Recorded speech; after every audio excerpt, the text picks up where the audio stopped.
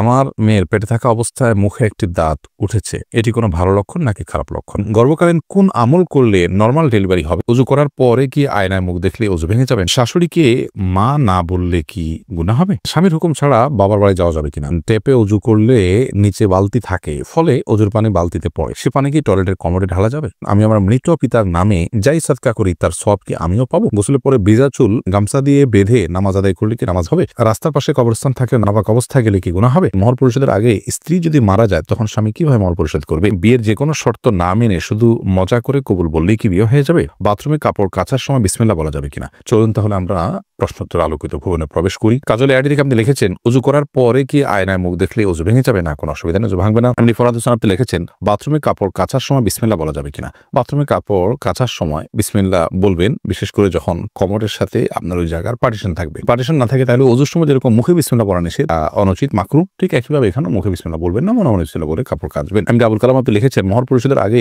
স্ত্রী যদি মারা যায় তখন স্বামী কিভাবে মহর পরিশোধ করলেন? তার পক্ষ থেকে দান সদকা করে দিবেন, কিন্তু উচিত হলো জীবদ্দশাতেই মহর পরিশোধ করা। মলি আপনি লিখেছেন, রাস্তার পাশে কবরস্থান থাকে, নাপাক অবস্থায় গেলে কি গুনাহ হবে? রাস্তার পাশে যদি কবরস্থান থাকে তাহলে সেই কবরস্থানে আপনি নাপাক অবস্থায় অর্থাৎ আপনার ওজনে অবস্থা প্রবেশ করলেন, কোনো অসুবিধা নেই, আপনি জিয়ারত করতে পারেন। কবর জিয়ারত করার জন্য যে আপনাকে উজু অবস্থায় থাকতে হবে এরকম কোনো বাধ্যবাধকতা নেই। জারিফা জান্নাত আপনি লিখেছেন, গোসলের পরে ভিজা চুল গামছা দিয়ে বেঁধে নামাজ আদায় করলে কি নামাজ হবে? আমি একজনের কাছে শুনেছি এরকম করলে নামাজ হবে না, বিষয়ে কিছু বলেন না, এরকম করে নামাজ হবে না এমন কোনো কথা নেই। আপনি একজন নারী হিসেবে আপনার পুরো শরীর আপনাকে ঢেকে নামাজ পড়তে হবে, শুধুমাত্র মুখমণ্ডল এবং দুই হাতের কবজি আপনি খোলা রাখবেন, এর বাইরে অন্য কোনো শর্ত নেই। আপনি গামছা দিয়ে ঢাকেন বা গামছা দিয়ে বেঁধে তার উপর দিয়ে অন্য একটা কাপড় দিয়ে ঢাকেন, কোনো অসুবিধা নেই। নুসরাত মাহি আপনি লিখেছেন, আমি আমার মৃত পিতার নামে যাই সাদকা করি তার সওয়াব কি আমিও পাবো? আপনার মৃত পিতার নামে যে সাদকা আপনি করবেন, আশা করা যায় আল্লাহ রাব্বুল আলামিন আপনাকেও এক্সট্রা হিসাবে তার সাদকার সওয়াব দিবেন, কারণ আপনি যেহেতু পরিশ্রম করেছেন, আপনি যেহেতু কষ্ট করেছেন, আল্লাহ রাব্বুল আলামিন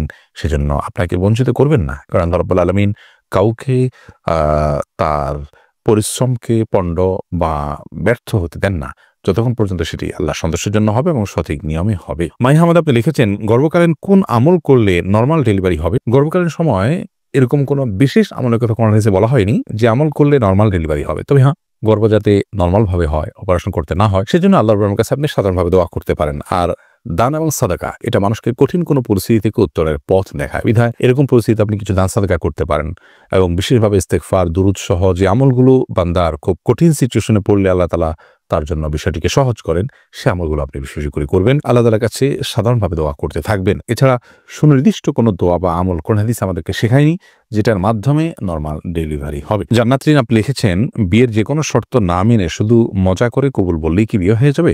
এক পক্ষ প্রস্তাব করবে, আরেক পক্ষ কবুল করবে এবং সাক্ষীরা থাকবে, বিবাহ বিশুদ্ধ হওয়ার জন্য যা দরকার সেটা যদি থাকে, এরপরে যদি দুষ্টুমি করে কেউ প্রস্তাব করে আর কবুল করে এবং সাক্ষী থাকে, তাহলে সেক্ষেত্রে বিবাহ কিন্তু ঠিকই সম্পন্ন হবে।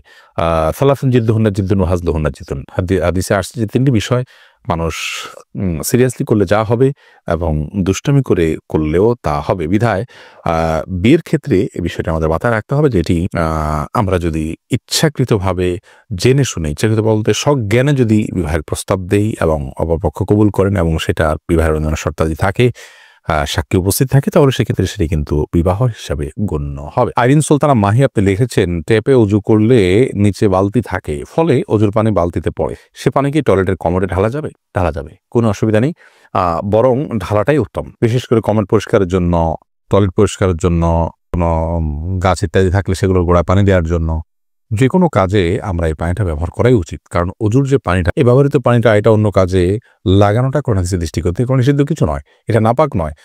এটা আমরা হয়তো এটার মাধ্যমে পবিত্রতা অর্জন করতে পারবো না, কিন্তু অন্য যে কোনো কাজে আমরা ব্যবহার করতে পারবো। ধরুন কমোড পরিষ্কার করা কিংবা বাথরুমের ভেতরের অংশ পরিষ্কার করার জন্য পানি ঢালতে পারি, কোনো অসুবিধা নেই, কারণ এই পানিটা নাপাক নয়। সাবির ইয়াসমিন জান্নাত আপনি লিখেছেন, স্বামীর হুকুম ছাড়া বাবার বাড়ি যাওয়া যাবে কিনা? আপনি যেহেতু স্বামীর সংসারে থাকে, অতএব তার সুবিধা অসুবিধা, তার প্রয়োজন ইত্যাদি বিষয় থাকতে পারে, সেই কারণে তাকে আপনি বলে যাবেন, কিন্তু স্বামী আপনাকে আপনার বাবার বাড়ি যাওয়া থেকে বঞ্চিত করে রাখবেন, যেতে দিবেন না, আটকে রাখবেন এবং তার খেয়াল খুশি মতো সে আপনাকে আপনার বাবা মার সাথে সাক্ষাৎ করা থেকে বিরত রাখবেন, সে অধিকার কিন্তু তার নাই। সেটা যদি তিনি করেন তাহলে তিনি অন্যায় করছেন। তবে হ্যাঁ, অবশ্যই আপনি চেইন অফ কমান্ড, একটি ফ্যামিলির পারস্পরিক যে বোঝাপড়া, সেটা যেন ভালো থাকে সেটা আপনি বলে যাবেন, এবং এই বলে যাওয়ার মধ্যে ভদ্রতা, এই বলে যাওয়ার মধ্যে নিজেদের বোঝাপড়া যে আছে সেটির প্রমাণ হয়। বিধায় এটাকে দোষণীয় মনে করা যে আমি তাহলে কি বন্দী হয়ে গেলাম, এরকমটি মনে করার কোনো কারণ নেই। এরপরে কবির হোসেন আপনি লিখেছেন, শাশুড়িকে মা না বললে কি গুনাহ হবে যদি তিনি কষ্ট পান? শাশুড়িকে মা বললে তো গুনাহ হবে না, কারণ এটা তো আপনি জন্মদাতা, গর্ভধারণকারিণী মা হিসাবে তাকে আপনি মা সম্বোধন করছেন। এটা সম্মানসূচকভাবে মা হিসাবে আপনি তাকে আখ্যায়িত করছেন। কারণ আপনি আপনার মায়ের নাম যেখানে সেখানে লিখতে হয়, সেখানে শাশুড়ির নাম কোথাও লেখেন না। তার মানে আপনি তাকে আপনার গর্ভধারণকারিণী মা হিসেবে স্বীকৃতি দিচ্ছেন না, বিধায় তাকে মা বলাতে কোনো অসুবিধা নেই। আর যদি মা বললে তিনি কষ্ট পান, তাহলে সেক্ষেত্রে এরকম তো হওয়ার কথা নয়। যদি এরকম হয় তাহলে সেক্ষেত্রে আপনি বলবেন না। আপনি লিখেছেন প্রশ্নে, শাশুড়িকে মা না বললে কি গুনাহ হবে? না বললে তো কোনো গুনাহ হবে না। আপনি প্রশ্ন করার কথা যে মা বললে কি গুনাহ হবে কিনা। না বললে তো গুনাহের কিছু না। আপনি শাশুড়িকে আন্টি বলেন বা অন্য কিছু বলেন, তাতে কোনো অসুবিধা নেই। এরপর আমির হামজা আপনি ইউটিউব চ্যানেলে আমাদের প্রশ্ন করেছেন, আমার মেয়ের পেটে থাকা অবস্থায় মুখে একটি দাঁত উঠেছে, এটি কোনো ভালো লক্ষণ নাকি খারাপ লক্ষণ? সন্তান গর্ভে থাকা অবস্থায় যদি মুখে দাঁত উঠে, সেটা কোনো খারাপ বা ভালো লক্ষণ নয়। এটার ডাক্তারি কোনো ব্যাখ্যা আছে কিনা সে ব্যাখ্যা আপনি জানার চেষ্টা করবেন। এর বাইরে এটাকে অন্তত কুলক্ষণ মনে করার কোনো সুযোগ নেই, কারণ ইসলাম আসলে কোনো কুলক্ষণে বিশ্বাস করে না। মোহাম্মদ মেহেদী আপনি লিখেছেন, নামাজ পড়তে গিয়ে যদি কান্না আসে এবং কান্নার কারণে সূরার উচ্চারণে ভুল হয়ে যায়, তবে করণীয় কি? এতে কি নামাজ বিশুদ্ধ হবে? বিস্তারিত জানাবে। বা মেহেদী, নামাজের মধ্যে আল্লাহর ভয়ে কান্না আসাটা খুবই ভালো জিনিস। সেই নিয়ামত থেকে আমরা বেশিরভাগ মানুষ আজকাল বঞ্চিত। আমরা আল্লাহর সন্তুষ্টির জন্য ইবাদত করা এবং আল্লাহর সাথে কানেক্টেড থাকা এবং আল্লাহর স্মরণ অন্তরে এসে আল্লাহর ভয়ে, জাহান্নামের ভয়ে এবং আল্লাহর মহব্বতে চোখের পানি ফেলা, এটা তো আমরা ভুলেই গেছি আজকাল। তো এটি ভালো জিনিস। এটি করতে গিয়ে যদি সূরার উচ্চারণে ভুল হয়, তাহলে এটাকে কারেকশন করে নেবেন। অর্থাৎ ভুল হয়ে গেছে কান্নার ক্ষেত্রে, সেটাকে আপনি দৌড়ায় নিবেন, আবার এক আয়াত পেছন থেকে পড়বেন। আর যদি আপনি পরবর্তীতে বুঝতে পারেন যে ভুল হয়ে গিয়েছিল, নামাজের পরে বুঝলেন, কিন্তু আপনি নামাজ যথেষ্ট হওয়ার মতো তেলাওয়াত করেছেন, দরুদ সূরা ফাতিহা আপনি পড়েছেন, তার সাথে আরো ২-৪টি আয়াত তেলাওয়াত করেছেন, এরপর ভুল হয়েছে, তাহলে সেক্ষেত্রে আপনার নামাজ হয়ে গেছে, কোনো অসুবিধা নেই ইনশাআল্লাহ বিইذনিল্লাহ।